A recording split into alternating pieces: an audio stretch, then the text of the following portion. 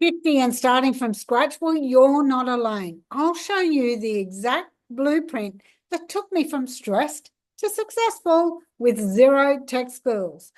Tired of confusion, tech overwhelm, strategies that don't work?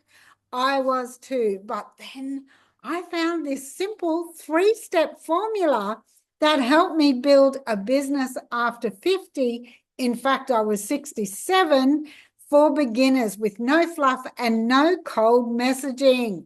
Yay. Step 1, know who you are wanting to help.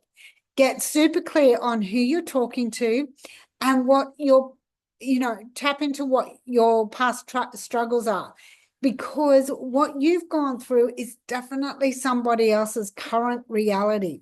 Step 2, content that connects. You don't need to go viral. You need to be real and authentic and share tips, stories, and relatable moments so people trust you. Know, like, and trust. It goes a long way.